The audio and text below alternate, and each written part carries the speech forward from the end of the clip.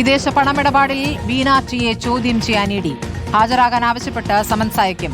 CMR ലെക്സാലോജിക് സാമ്പത്തിക ഇടപാട് കേസിൽ വീണയ്ക്കെതിരെ പുതിയ കേസ് രജിസ്റ്റർ ചെയ്യാനാണ് അന്വേഷണ സംഘത്തിന്റെ നീക്കം. വീണ ഉപയോഗിച്ചിരുന്ന സിം കാർഡിൽ ഒന്ന് മുഹമ്മദ് റിയാസിന്റെ സുഹൃത്തായ DYFI നേതാവ് നന്ദുലാൽ നൽകിയതാണെന്നും കണ്ടെത്തി. മുഹമ്മദ് റിയാസിന്റെ തെരഞ്ഞെടുപ്പ് ഫണ്ടിലേക്കും ഇഡി അന്വേഷണം വ്യാപിപ്പിച്ചു.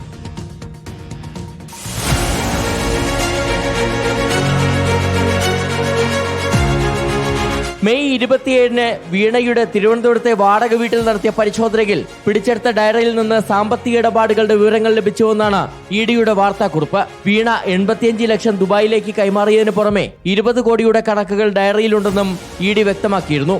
വീണയുടെ വിദേശ ഇടപാടുകളിൽ ദുരൂഹതയുണ്ടെന്ന നിഗമനത്തിലാണ് ഫെമ നിയമപ്രകാരം കേസ് രജിസ്റ്റർ ചെയ്യാനുള്ള തീരുമാനം. പണം ആർക്ക് വേണ്ടിയാണ് കൈമാറിയെന്നതിലടക്കം വിശദമായ അന്വേഷണമുണ്ടാകും.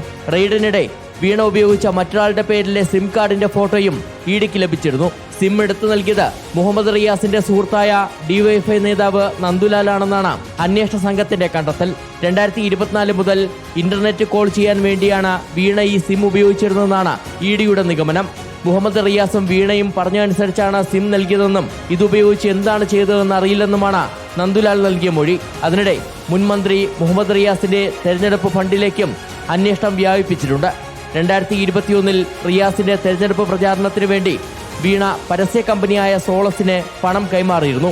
CMRൽ നിന്ന് ലഭിച്ച പണമാണോ സോളസ് കമ്പനിക്ക് കൈമാറിയെന്നതിലും ഇഡി വ്യക്തത വരുത്തും. റിപ്പോർട്ടർ, കൊച്ചി.